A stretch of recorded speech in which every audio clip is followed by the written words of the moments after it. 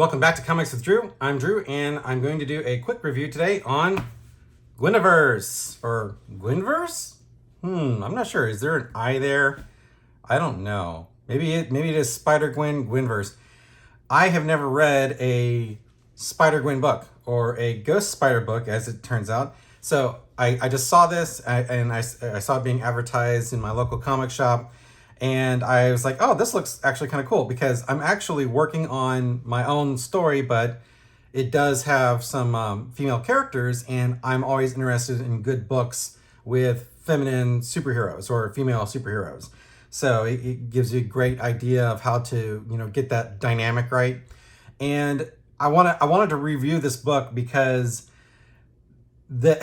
as you can obviously see, we have various iterations of Gwen Stacy. And, one of the big problems that a lot of people have in comics that are traditional comics fans are the, consistent attempts to recast characters, like trying to make characters, like the whole thing with trying to make the Falcon Captain America. The Falcon is the Falcon, right? He's not Captain America. So, making Bucky Captain America, Bucky is not Captain America. Steve Rogers is Captain America. Dick Grayson is not Batman. Bruce Wayne is Batman, and to a lesser extent, this whole kind of, Marvel what if stuff just, grinds my gears in the wrong direction. So, I just wanted to talk about this particular book because there's a way of doing this, right? I was talking with people on Twitter. I saw something about somebody on Twitter said that J.J. Abrams had murdered Star Trek, and, first of all, just as a short detour here, the TV Star Trek is not the film Star Trek. It's not the cinematic Star Trek. Yeah, and I know that Paramount and CBS, they're kind of the same thing. But the fact of the matter is that you can't blame J.J. Abrams for what the TV shows have been doing. So I compartmentalize these things. These are different types of things. A lot of people will say J.J. Abrams murdered Star Trek, and I'm thinking, well, have you ever seen Star Trek movies? Have you seen Star Trek 5? Star Trek 5 is a wretched film. So, don't sit there and tell me that J.J. Abrams' 2009 Star Trek wrecked Star Trek when it explicitly takes steps to state, hey, this is an alternative timeline. This is a different kind of Star Trek. And we have a new blank sheet, a blank slate with which to write different Star Trek stories. And to me, that's brilliant. And to me, that's within bounds, okay? So that's within the rules. So when you want to get mad about, an IP getting kind of remade or reinvented, I don't think that it's necessarily a bad thing to do. You can do it with ways that, respect canon. And I appreciate what J.J. Abrams did there. And so as a lifelong Star Trek fan, I grew up watching the original series on reruns, but I was old enough to see the first run of Next Generation. So, I was a big Star Trek fan, and I had people that were big Star Trek fans before my time, obviously. And even they liked, like the biggest Star Trek fan I ever knew, rest in peace, Carl. Good friend of mine, good older guy. He was a friend of mine, a big movie fan. He was like my mentor when it came to geek stuff. But Carl went to see Star Trek 5 and walked out of the theater. So, but it's that same Carl who's the kind of guy who would go to a Star Trek marathon in the 80s in Tampa. He likes Star Trek 2009 with J.J. Abrams. So, just because it's different doesn't mean it's bad, as long as it respects the, canon. And that brings me back to this. So, a lot of things like making like a female Thor, or, trying to diversify comics. And again, this is not about diversity with comics, okay? I am all for diversity with comics. Make new characters that are their own person, Don't try to, sell me something that's already been sold before. I don't need a Captain America that's not Steve Rogers. So, but here, what they've done with Gwen, and I've always kind of liked Gwen, but I've never actually read a book. I just like the idea of the character. But in this book, they actually have a very inventive way of going back and, allowing us to see, different versions of Gwen in different universes. And that's why I like this book, right? It's a limited series. It's 5 issues. And I believe it's monthly, because when I went to my local comic store to ask about this, they said, yeah, it comes out monthly. So I put it on my pull. So I'll go ahead and review each one of these as they come out. But I like this book. This is a good book. So if you're not familiar with it, I'm not going to get into spoilers on it, but they use a mechanism that's actually really clever, especially in 2022. So one of the cool things you can do with stories, and one of the things I really like, is how you can use aspects of internet culture and then use that as a way to kind of create an origin story. So what I'm saying sounds kind of weird, but the way that Seeley actually uses this story idea is really awesome. So I really dig it. It's really cool, and I can't recommend the book enough. So I'm not going to sit here and say that every comic has to be exactly like every other comic in the past. Every character has to be the same. You can do new creative things. That's what makes comics amazing, is that you can do whatever you want to do. You can, whatever your imagination is, you can get it written and drawn and put it together. And and I'm not going to get into the whole gatekeeping stuff or whatever.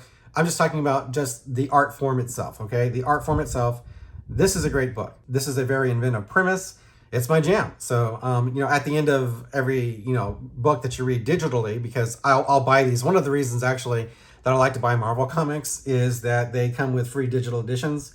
So that's a really great value, because it allows you to buy the book and then bag it and board it and then read it online. So if you want to. So I really like that feature. I wish DC would do it. In fact, I'd be more inclined to spend $5 on DC books if they came with free digital editions. But they don't.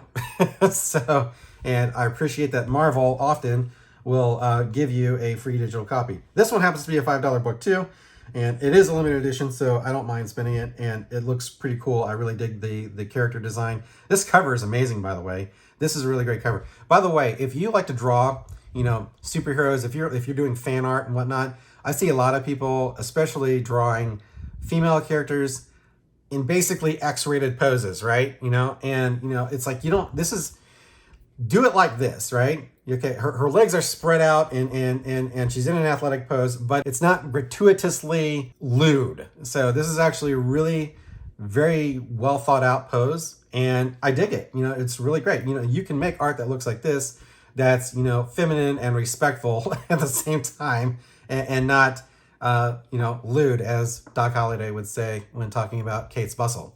So that being said, like the comic book, I recommend that you pick it up if you like spider books, and if you like Gwen Stacy or Spider Ghost or Ghost Spider. By the way, they need to pick one.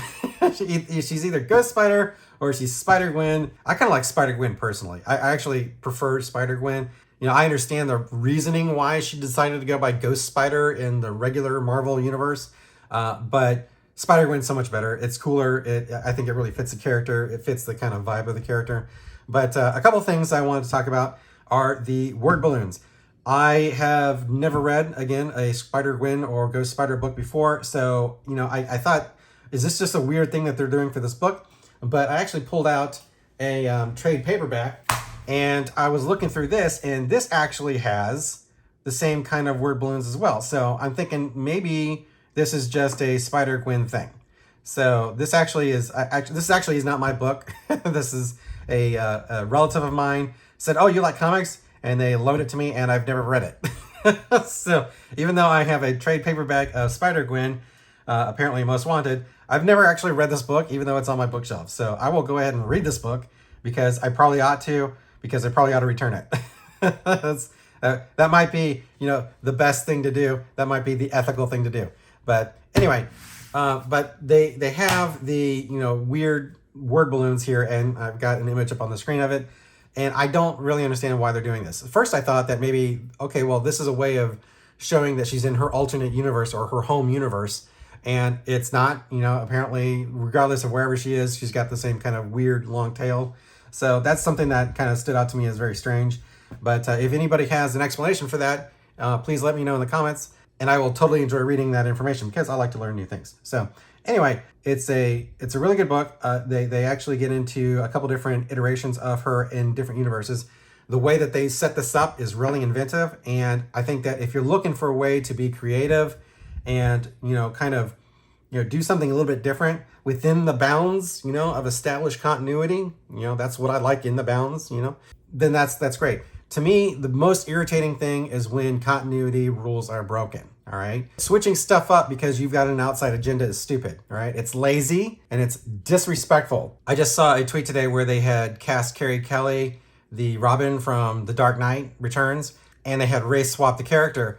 And, it's like, it's on the CW, so I don't know if it even really counts anymore, but there's not a reason to do that. Okay. That's disrespectful. That's vandalizing the original art. Now, the only qualification I would give you for that is that if Frank Miller signed off on it, because in my opinion, if the creator, if he, she, they want to change whatever physical trait they want to change about a character that they themselves created, I'm okay with that. But just going ahead and recasting something to look different from the actual character, or to have not even that, but different characteristics of the original character, I think is, disrespectful personally. That being said, this is how you do it. If you want to change something up, if you want to put Gwen Stacy in a Captain America outfit, or Gwen Stacy in a Iron Man outfit, or Gwen Stacy in a Thor outfit, or Gwen Stacy in a Captain Marvel outfit, or Gwen Stacy in a Wolverine outfit, this is how you would do it. This is a great way of doing it. She actually looks like Batgirl here, so